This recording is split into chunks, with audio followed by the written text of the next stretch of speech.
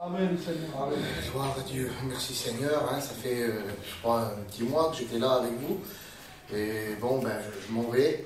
Je repars, je reviens un mois, je repars 2 mois. Donc, je ne suis pas là pour voir un petit peu, on va dire, l'évolution de l'Église. Donc, quand je reviens, je ne sais pas malheureusement qui est parti. Je ne sais pas qui est venu à Dieu entre-temps. Donc en réalité, je m'adresse à l'auditoire et puis je compte sur la grâce de Dieu.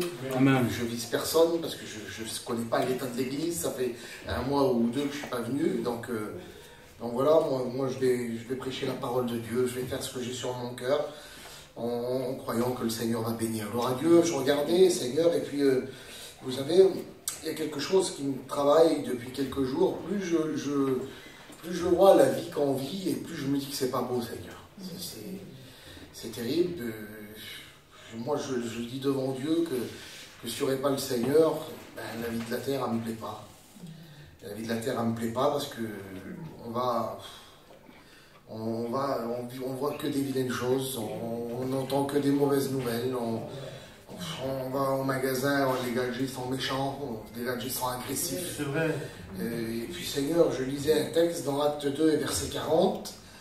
Le Seigneur nous parle et il dit « Sauvez-vous de cette génération perverse ». Et c'est vrai qu'on vit dans un monde pervers, dans un monde qui n'est pas beau en réalité, Seigneur. Malgré que le diable voudrait nous le faire briller, il voudrait nous montrer des bonnes choses, des bons côtés. Ça va 2 minutes, mais ça nous fatigue vite. Surtout quand on connaît Dieu. Les inconvertis se fatiguent vite. Alors nous, qui connaissons le meilleur, raison de plus, on se fatigue encore plus vite. Mais ce qui m'a arrêté dans ce texte-là, c'est que le texte dit « Sauvez-vous de cette génération perverse ». Alors, je suis sûr que c'est Dieu qui sauve. Il n'y a pas de problème. Mais là, comme si que Dieu nous disait « Sauvez-vous, vous ». C'est à vous aussi de vous sauver. Moi, je veux vous sauver. La parole va vous appeler ce soir. Mais lui, il dit sauvez-vous. C'est-à-dire qu'en réalité, nous aussi, on a... Tu comprends ce que je veux dire, Maxence? On a un rôle à jouer, si vous voulez. Parce que, en réalité, celui qui veut être sauvé ce soir, il sera sauvé parce que la parole va être annoncée. Et quand le Seigneur dit sauvez-vous, c'est celui qui va donner son cœur à Dieu. Si tu veux pas, tu ne seras pas sauvé. Vous comprenez ce que je veux vous dire? Et il dit sauvez-vous de cette génération perverse. Et il dit Seigneur, combien tu nous laisses le choix? Et je regardais... Et puis j'ai trouvé une histoire dans la Bible qui correspond un peu avec les temps qu'on vit. Et je vais commencer par un texte, alors c'est bizarre peut-être ce que je vais dire pour certains. Je vais vous prêcher un texte qui m'a fait vraiment des misères. Je vais vous prêcher un texte sur lequel j'ai rien compris. C'est bizarre ce que je vais vous dire. Il m'a fait vraiment des misères. Avant de comprendre quelque chose, j'ai vraiment cherché. Et j'ai regardé, je vais vous lire ce texte. Si vous êtes avec moi, vous avez une idée, vous allez m'aider. Gloire à Dieu. On regarde. Ce texte, c'est Jérémie 1 et verset 11. La parole de l'Éternel me fut adressée en ces mots. Que vois-tu, Jérémie? Il dit, je répondis, je vois une branche d'amandier. Et l'Éternel me dit, tu as bien vu, car je veille sur ma parole pour l'exécuter. La parole de l'Éternel me fut adressée une seconde fois en ces mots. Que vois-tu, Jérémie? Je répondis, je vois une chaudière bouillante. Et là, je regardais, je disais, Seigneur, une branche d'amandier, une chaudière, je ne comprends rien. Et ce qui m'a fait arrêter sur ce texte et qui m'a fait pencher dessus, c'est qu'entre la branche d'amandier et entre la chaudière, le Seigneur dit, je veille sur ma parole pour l'accomplir. Et moi, ça m'a interpellé. Parce que je dis, Seigneur, tu es le Dieu du ciel, tu parles pas pour rien dire, toi. Tu n'aurais pas pris la peine de dire, je veille sur ma parole, t'as bien vu, c'est bien, c'est bien. Je veille sur ma parole pour l'exécuter. S'il n'y aurait pas un message important derrière. Comment ça, Dieu va dire, tu t'as bien vu, je veille sur ma parole pour l'exécuter, s'il n'y a pas un message à faire passer? Alors j'ai cherché une branche d'amandier, une chaudière, j'ai regardé à droite, à gauche, ici et là, et puis j'ai pas trouvé. J'ai pas trouvé. Et j'ai appelé un ancien qui est enseignant, c'est Michel. J'ai dit, Michel, il y a un texte qui me travaille, parce qu'il y a un mot important au milieu, et puis je comprends pas ce que ça veut dire, une branche d'amandier. Et là, il m'a parlé, hein, je vous dis comme ça s'est passé, j'ai pas trouvé ça tout seul. Il me dit, fils, la branche d'amandier nous représente la vigilance. Il dit, tu sais pourquoi? Il dit, parce qu'un amandier, il fleurit 2 fois dans l'année. Et il dit, tu ne trouveras jamais un pommier ou un cerisier fleurir avant l'amandier. Il dit, l'amandier, il fleurit toujours 1 mois ou 2 avant les autres. C'est-à-dire que lui, il n'est jamais pris au dépourvu. Quand la saison arrive, il donne son fruit toujours avant les autres. Tu ne le prendras pas de court, lui. Vous savez, des fois, il y a quelqu'un qui vient chez nous, qui dit, ah, t'es déjà là, je suis pas prêt. On doit s'en aller, mais je suis pas prêt. Ben lui, c'est pas comme ça. Il est prêt. Il donne son fruit toujours avant les autres. Et quand il m'a dit ça, j'ai compris. Ça m'a éclairé le texte. J'ai même pas eu besoin qu'il m'explique le reste. La branche d'amandier nous représente en réalité le retour du Seigneur. Qu'il faut être prêt parce que Jésus revient bientôt. Parce que pour ceux qui ne seront pas prêts, ben malheureusement, ce sera la chaudière. C'est malheureux de le dire, mais c'est bizarre.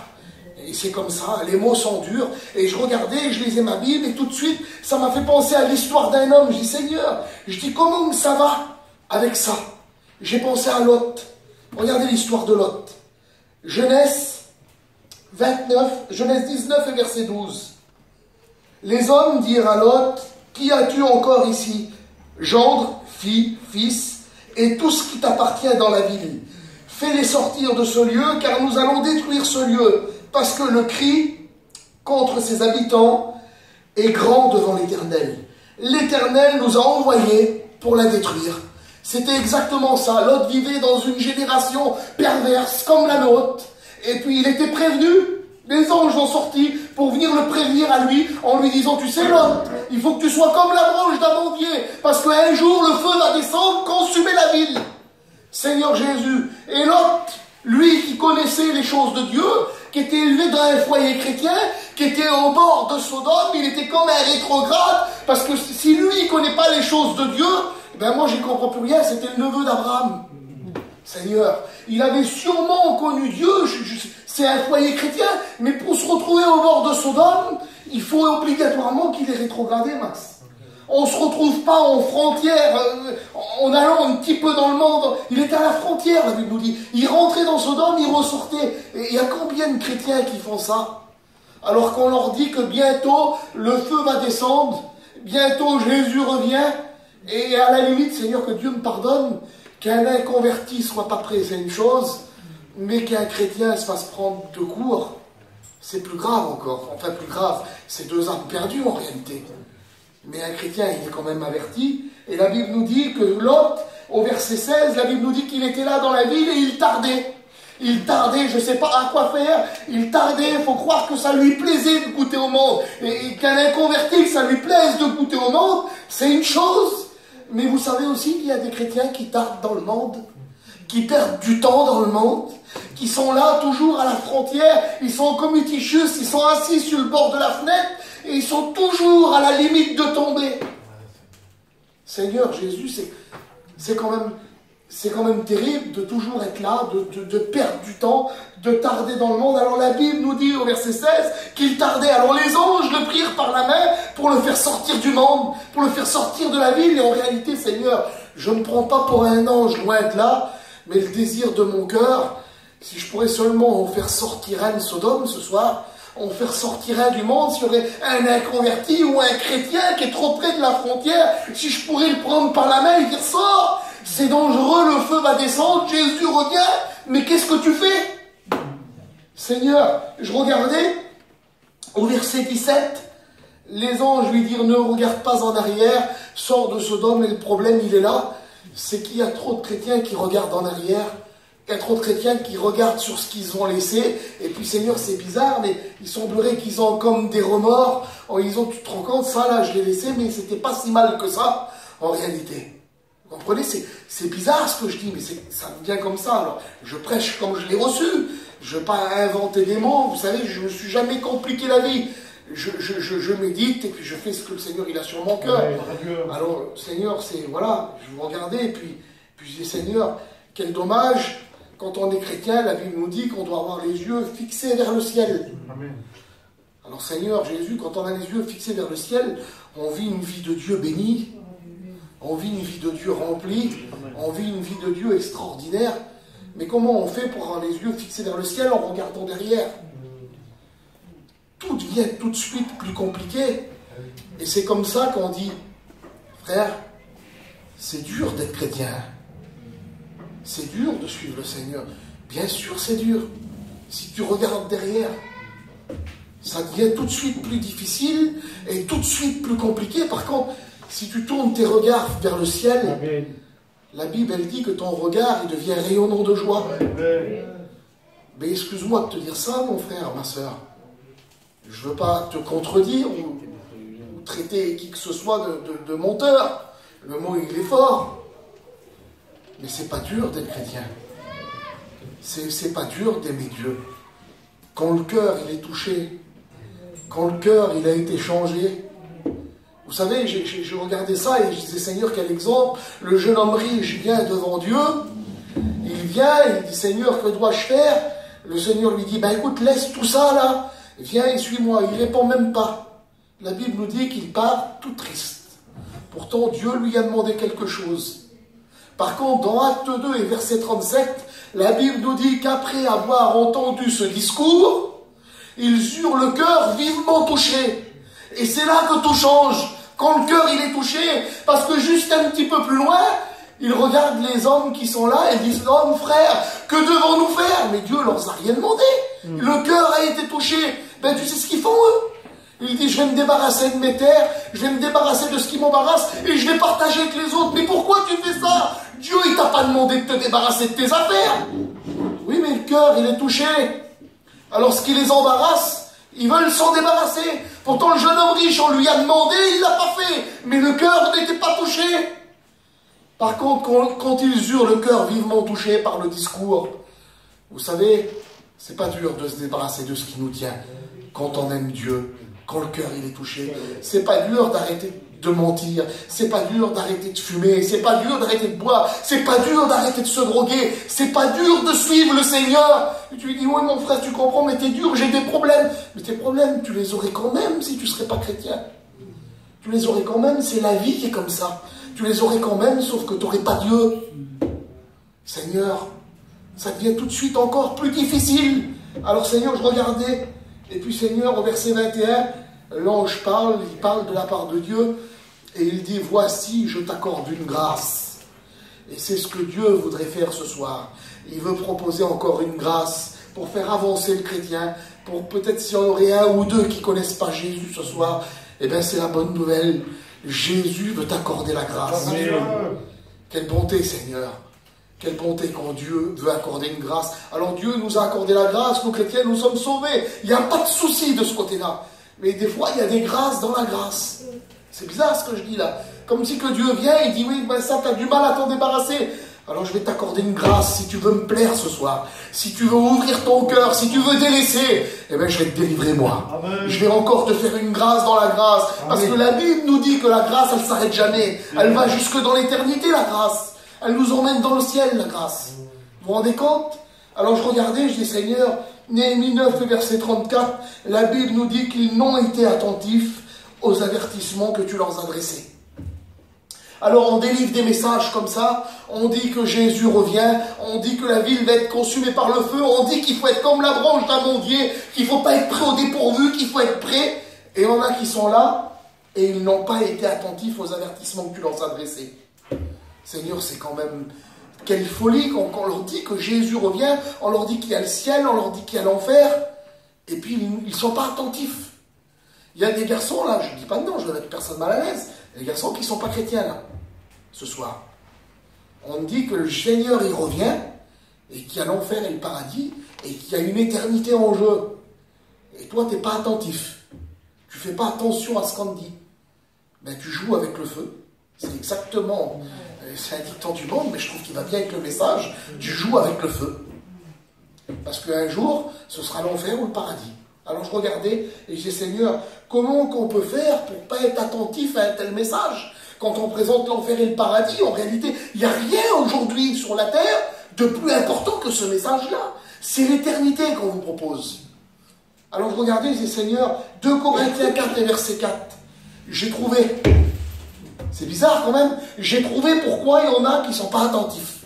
La Bible nous dit que le Dieu de ce siècle a aveuglé votre intelligence afin que vous ne voyiez pas briller la splendeur de l'évangile. Le Dieu de ce siècle, c'est le diable. Le Dieu de ce siècle, de cette génération qui est pervertie, c'est le diable. Et lui, ce qu'il désire le plus, c'est t'aveugler jusqu'à temps qu'il revienne. Parce que s'il arrive à t'aveugler à un point de te faire croire que tu as le temps, qu'il n'y a pas d'enfer, qu'il n'y a pas de paradis, eh bien un jour, Jésus va revenir et pour toi, ça sera trop tard. Alors on dit un jour, mais on ne sait pas c'est quand.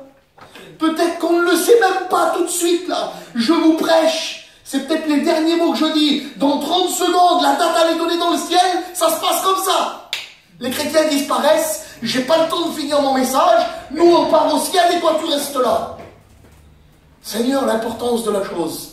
Peut-être j'ai pas le temps de finir le message. Écoute bien ce que je te dis. Peut-être j'ai pas le temps de finir le message. Peut-être qu'il n'y aura pas d'annonce pour annoncer la réunion de jeudi et le culte dimanche. Peut-être que Jésus revient avant la fin de la réunion. Mais qu'est-ce que tu vas faire? Imagine-toi si les chrétiens partent tout de suite. Tu vas où? Tu fais quoi, Seigneur? Je veux pas te faire peur. Mais c'est comme ça. 2 Pierre 3 et verset 1. Le diable veut aveugler ton intelligence, mais Jésus veut éveiller ton intelligence, la Bible nous dit, par des avertissements. Et ce soir, tu es averti. Tu es averti que Jésus revient. Tu es averti qu'il y a 2 endroits où passer l'éternité. Tu es averti qu'il y a l'enfer et le paradis. Mais vous savez, des fois, quand il y a une conversation, on dit ça, la balle est dans ton camp maintenant. Qu'est-ce que tu vas faire? Qu'est-ce que tu vas faire de la parole? Alors quand on ne sait pas, on est pardonnable. Mais quand on est au contact des réunions, et qu'on est averti que Jésus revient, qu'on est averti qu'il y a l'enfer, qu'on est averti qu'il y a le paradis, quand les chrétiens vont partir, que tu vas venir dans l'église, et que les chaises seront vides, tu pourras t'en prendre qu'à toi-même. 2 Pierre 3 et verset 17, regardez ce qu'il est dit. Vous qui êtes avertis, tenez-vous sur vos gardes. Proverbe 23 et verset 5, il dit ça. Veux-tu poursuivre du regard ce qui va disparaître? Parce que les chrétiens qui sont autour de toi, que tu regardes, et que tu dis, ouais, si c'est pour être chrétien comme lui, eh ben c'est pas la peine. Ouais, si c'est pour aller à la réunion de temps en temps et pas y arriver, c'est pas la peine. Eh ben les gens que tu regardes là, un jour la Bible nous dit qu'ils vont partir. Mais ils vont où? Jean 14, le Seigneur leur a promis une place dans le ciel. Le Seigneur dit, afin que là, le Seigneur dit comme ça, il dit, je suis parti vous préparer une place, afin que là où je suis, je veux que vous y soyez aussi. Une place dans le ciel. Les chrétiens partent. Je te le dis au nom de Jésus que c'est la vérité. Et les chrétiens partent. Le Seigneur te propose une place ce soir. Tu as une place dans le ciel si tu donnes ton cœur à Dieu ce soir. Alors le proverbe dit, veux-tu poursuivre du regard ce qui va disparaître? Ben, tu n'es pas obligé de les regarder partir. Je te le dis au nom du Seigneur, le Seigneur a une place pour toi. Il y a un cantique que nos anciens chantaient, il disait qu'il y a toujours une place à la croix. Alors je te le dis au nom du Seigneur, tu n'es pas obligé de les regarder partir. Amen. Tu peux aussi venir avec nous, toi. Je te le dis au nom de Dieu, reste pas là, viens avec nous. On s'en va dans le ciel. Viens avec nous. Alors je regardais un petit peu plus loin, puis je dis, Seigneur, il y en a qui disent que c'est une folie. Moi, avant de me convertir, vous savez ce que je disais? Je disais, ils sont quand même bizarres, ces chrétiens. Ils disent qu'il y a un Dieu qui est dans le ciel, qui va venir les prendre, pour les emmener dans le ciel à eux, spécialement parce qu'ils sont chrétiens. Je dis, Seigneur, quelle folie, Max. Il y a un Dieu qui est dans le ciel, il va venir prendre les chrétiens. Vous voyez pas comme ils sont bizarres? Et au jour d'aujourd'hui, Dieu a touché mon cœur et je le prêche. Amen. Regardez ça. Luc 17, la Bible nous dit, je vais vous lire le texte parce qu'il est important.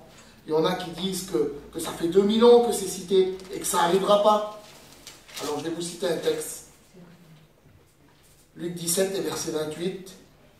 Je vous prêche l'histoire de Lot. Il dit, ce qui arriva du temps de Lot arrivera pareillement.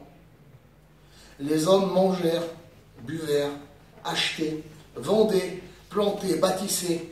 Mais le jour où Lot sortit de Sodome, une pluie de feu et de soufre tomba du ciel et les fit tous périr. Seigneur, Mais alors c'est vrai, ça va arriver de nos jours. Regardez ce qu'il est marqué. Il en sera du même. Il en sera de même du jour où le Fils de l'homme paraîtra. Ça, c'est le retour du Seigneur. Ça sera pareil. Alors regardez un petit peu plus bas, il dit Seigneur, ce jour-là, que celui qui sera sur le toit et qui aura ses effets dans la maison ne descende pas pour les prendre. Souvenez-vous, il dit de la femme de Lot, celui qui cherche à sauver sa vie, la perdra. Celui qui la perdra, la retrouvera. Il dit, je vous le dis, en cette nuit-là, je ne veux pas vous faire peur, mais ça va arriver au nom du Seigneur, ça va arriver, c'est peut-être ce soir, je vous le dis, en cette nuit-là, 2 personnes qui seront dans un même lit, l'une sera prise et l'autre sera laissée. De 2 hommes qui moudrent ensemble, l'un sera pris et l'autre sera laissé. De 2 hommes qui seront dans un champ, l'un sera pris et l'autre sera laissé. Seigneur, tu fais quoi? Tu perds ton temps. Tu perds ton temps. Peut-être que ta compagne est chrétienne, peut-être que ton frère est chrétien, peut-être que ton père est chrétien, peut-être que ta sœur est chrétien. Et un jour, tu vas ouvrir tes yeux, elle sera prise, et toi, tu vas rester là. Tu fais quoi? Pour gagner quoi? Pour aller où? Tu fais quoi? Tu gagnes quoi? T'as quoi de plus? Regarde, t'as quoi de plus? Il t'apporte quoi de plus, le monde? T'es quand même ici, à la réunion avec nous. Au nom du Seigneur, sauvez-vous. Sauvez-vous de cette génération diabolique. On vit dans un monde diabolique. Tout est normal, le Dieu de ce siècle veut aveugler notre intelligence, on ne voit même pas ce que Dieu fait. Il y a des garçons, ils se droguaient, c'était des épaves. Ils buvaient, c'était des alcooliques. Et puis maintenant, on les voit venir derrière le micro, ils pleurent, c'est devenu des bébés, tellement ils pleurent. Ils viennent derrière et ils prêchent. Et puis ça, c'est normal, mais non, c'est pas normal. C'est la gloire de Dieu, ça. Vous voyez briller la gloire de Dieu. Regardez ce que Dieu fait. Regardez ce que Dieu donne. 2 dans un lit, l'un sera laissé et l'autre sera pris. Seigneur, ma prière ce soir, c'est que tu fasses partie de ceux qui seront pris. Comprenez bien, j'ai rien à gagner moi ce soir. Si tu lèves la main, j'ai pas de sous en sortant. J'ai 34 ans, je suis là et puis je pleure comme un petit bébé parce que j'ai compris le danger. J'ai rien à gagner moi, c'est toi qui dois te sauver. Je ne gagne pas de sous, moi, si tu te sauves. Je suis content. Il y a une âme qui va au ciel. Tu vas éviter l'enfer éternel. Tu veux pas aller au ciel? La Bible nous dit, là où il n'y a plus de deuil, plus de maladie, plus d'hôpital, plus de travail, plus de grincement de dents. C'est fini, ça. Tu pars au travail le matin, tu dis, Seigneur, c'est dur. Je ne peux pas payer le loyer, je ne peux pas payer le crédit, je ne peux pas donner à manger aux petits, je ne peux pas y acheter ce qu'ils veulent pour la Noël. C'est fini, ça. Plus de deuil, plus de larmes, plus de soucis. Dans la paix éternelle. Tu veux pas ça, toi? Tu préfères rester là, avec que Dieu me pardonne de dire ça. Le mot, il est fort. Mais tu es obligé de le dire, c'est la vérité. Tu préfères rester là avec le diable. Parce que quand on s'en va, c'est le diable qui arrive ici. Je suis obligé de vous le dire. Les mots sont durs. Je l'ai prêché à ma famille. Je l'ai prêché à mes oncles qui ne sont pas chrétiens. Je l'ai prêché à mes cousins, ils ne veulent pas comprendre. Ils veulent pas comprendre, ils veulent des sous, ils veulent des autos, ils veulent de l'alcool, ils veulent des sorties, ils veulent des restaurants. Ils vont rester là pour rien du tout. Ça vaut rien. Ça vaut rien. Plus tu sors, plus tu bois, plus tu te drogues, plus tu te détruis ton foyer, plus tu détruis ta vie et tu te lèves le matin, tu dis ça recommence. Ça vaut rien. Il y en a qui l'ont fait, ils ont eu tous les moyens pour se payer ce qu'ils voulaient. Prenez des cachets pour dormir. Ça t'amènera nulle part.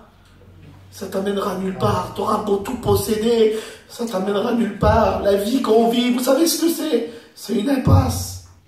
Regardez là, vous la voyez la vie là, c'est ça la vie. Regardez, on part de là, on fait le tour du pupitre et on revient toujours au même endroit. Il faut toujours recommencer, et on tourne en rond, et on tourne en rond. On fait quoi? Sauvez-vous, c'est la parole. Sauvez-vous, vous allez trouver la paix, vous allez trouver la joie. Et il dit, lui, je vous promets la paix, pas comme le monde la donne, mais comme moi je la donne. Pas la paix qu'on a quand on se drogue 10 minutes. Pas la paix qu'on a quand on part en voyage, pas la paix qu'on a quand on va au restaurant, la paix que Dieu donne. On n'a rien du tout. Amen. Elle est là. Et tu ne comprends pas. J'ai pas de sous, oui, mais j'ai la paix. Amen. Dieu me l'a donné. Je me couche et je m'endors en paix. Car toi, ô Éternel, tu mets la sécurité dans ma douleur. La paix de Dieu, la vraie paix, la paix du ciel. La Bible nous dit celle qui surpasse toute intelligence, on ne comprend pas, il n'y a rien pour ça. Et oui, mais il y a la paix de Dieu. Alors on trouve la joie, on rigole, on est heureux. On n'a rien, mais oui, mais il y a Dieu. On n'a rien, il y a Dieu, il y a tout quand il y a Dieu. Quand il y a Dieu, il n'y a plus besoin de rien. Quand il y a Dieu, il y a tout. Tu peux dire, j'ai pas d'auto, j'ai pas de sous, j'ai pas de manger, j'ai un crédit. Il y a Dieu, il y a tout. Il pourvoit, lui, il donne, il bénit. Il est bon, le Seigneur. Tu ne l'aimes pas, toi, le Seigneur, ce soir? Seigneur, il y en a qui sont là, puis qui ne l'aiment pas, parce qu'ils n'en veulent pas. Tu ne l'aimes pas, il t'aime quand même. Tu n'en veux pas, il te veut quand même. Tu veux pas être sauvé, tu veux te droguer, mais lui, il veut te sauver quand même. Il a amour, le Seigneur. Tu peux lui dire non. Il y a un cantique qui dit ça, tu peux lui dire non. Tu peux lui dire va-t'en, mais tu ne peux pas l'empêcher de t'aimer. Il t'aimera quand même. Jusqu'à la fin, jusqu'à temps qu'ils prennent les chrétiens et qu'ils partent dans le ciel, il t'aimera quand même, le Seigneur. Tu peux faire ce que tu veux. Alors la Bible nous dit dans Galates 1 et verset 4 qu'il s'est donné lui-même pour nous arracher du présent siècle mauvais. Comment ça? Il s'est donné lui-même pour nous arracher, oui, en allant sur la croix. Il a été crucifié sur la croix. Il t'a arraché du diable à ce moment-là. Et puis à ce moment-là, il y a quelque chose de terrible. Je vais vous faire comprendre quelque chose, tout simplement. Imaginez-vous la scène, il y a Jésus qui est là, il est en croix, ils ont déchiré sa barbe, son front, il coule du sang, ils ont percé ses mains, ils ont percé son côté. Imaginez la scène, imaginez, vous êtes à la croix là. Vous êtes à la croix et vous voyez Jésus se faire crucifier. Vous savez ce qui se passe juste en bas de la croix à ce moment-là? La Bible nous dit qu'il y a deux soldats, ils jouent la tunique de Jésus. Mais tu serais là, toi, tu dis, Seigneur, qu'est-ce qu'ils ont ces deux soldats? Ils sont complètement fous, le Seigneur. Il est en croix pour les sauver. Il ne regarde même pas. Il joue sa tunique pour prendre son habit. Et ils sont fous. Ils jouent. Et bien ce soir, il y en a qui font exactement pareil. On vous présente Jésus crucifié, on vous dit que Jésus revient, on vous dit qu'il est mort pour vos péchés, et vous jouez avec le salut. Vous vous rendez compte comment je joue avec le salut? Oui, peut-être. On verra. Demain, j'ai le temps. Puis il y en a, c'est encore pire, parce qu'ils sont chrétiens, et puis un coup ils sont chrétiens, un coup ils ne sont pas chrétiens. Le Seigneur, il ne dit pas ça. Il dit, venez à moi, vous tous qui êtes chargés et fatigués, et moi je vous donnerai du repos. Mais quand tu es venu, il faut suivre après. On ne vient pas, on ne repart pas, on ne vient pas, on ne repart pas. Il y en a, c'est des modes comme ça. On ne joue pas avec Dieu. Alors on te présente Jésus crucifié, et toi tu joues. Ben, laisse-moi te dire que tu joues au jeu le plus dangereux de ta vie en réalité. Parce que c'est l'enfer et le paradis. Alors je regardais, Seigneur, je l'ai dit tout à l'heure, Jérémie 1 et verset 12, il dit, je veille sur ma parole pour l'exécuter. Alors je voudrais te faire prendre conscience de quelque chose. La Bible dit que tout passera, mais pas sa parole. C'est-à-dire que si moi demain je te donne rendez-vous devant la salle, je te dis à 2h pile, je serai là, je te promets, tu as ma parole, je serai là, c'est sûr que je serai là. Et puis devant il y a un accident, là je suis bloqué à 2 km. Et puis je ne suis pas là à l'heure. Par contre, quand lui dit qu'il revient, il n'y aura pas d'accident, il n'y aura pas d'embouteillage, il n'y aura pas de perte de temps. Le temps a été fixé dans le ciel. À 11h, je mets un exemple, je n'annonce pas le retour du Seigneur, loin de là, je vais me faire tuer. Mais s'il a donné 1 heure, à la minute près, il sera là. Il ne tardera pas, il n'y aura pas de retard. Et si tu n'es pas prêt, ben que Dieu me pardonne de dire ça, mais tant pis pour toi. Jérémie 1 et verset 16, il dit « Je prononcerai mes jugements contre eux à cause de toute leur méchanceté, parce qu'ils m'ont abandonné, parce qu'ils m'ont rejeté. » Il y en a qui rejettent Jésus, il y en a qui abandonnent Jésus. Tu veux que le Seigneur prononce ses jugements contre toi, tu te rends compte le risque que tu prends. Alors, je ne suis pas un oiseau de mauvais augure. Il y a un moyen ce soir. Amen. Il y a un moyen d'être sauvé, il y a un moyen d'aller au ciel. Qu'est-ce qu'il faut faire? Amos 4 et verset 12. Prépare-toi à la rencontre du Seigneur. Seigneur, c'est pas possible. Oui, il faut être, je dirais même plus, ne prépare plus, on n'a plus le temps. Sois prêt maintenant. Il faut que tu sois prêt. Jésus revient, il faut que tu sois prêt. Alors comment on fait pour être prêt? Ben, c'est l'apôtre Paul qui disait ça. J'aime bien reprendre ces mots. Je ne me prends pas pour Paul, mais je pense que tout serviteur de Dieu, c'est le désir que Dieu a mis dans les cœurs. Il dit ça, apôtre Paul. Il dit au nom du Seigneur, si je reprends ces mots, je vous le dis avec mon cœur ce soir, s'il vous plaît, au nom de Dieu, soyez réconciliés avec Christ. Soyez réconciliés avec Dieu. Mais comment je ne suis pas en guerre avec lui? T'en veux pas, tu es en guerre avec Dieu. Alors il dit au nom de Jésus, soyez réconciliés avec Christ. C'est ce que je voudrais ce soir. Que vous soyez réconciliés avec Dieu. Que Jésus vienne dans vos cœurs. Et puis que vous ne vous laissiez pas distraire. Regardez par là. Ne vous laissez pas distraire. Soyez réconciliés avec Dieu ce soir. Amen. J'aurais voulu qu'on baisse nos têtes. Et puis j'aurais voulu... Allez, c'est bien de le faire, je pense. C'est bien de le faire parce que si le Seigneur revient ce soir, c'est bien de donner l'occasion à quelqu'un d'accepter Jésus. Alors j'aurais voulu te demander, est-ce que tu veux te réconcilier avec Dieu ce soir? Est-ce que si Jésus revient, tu veux partir dans le ciel?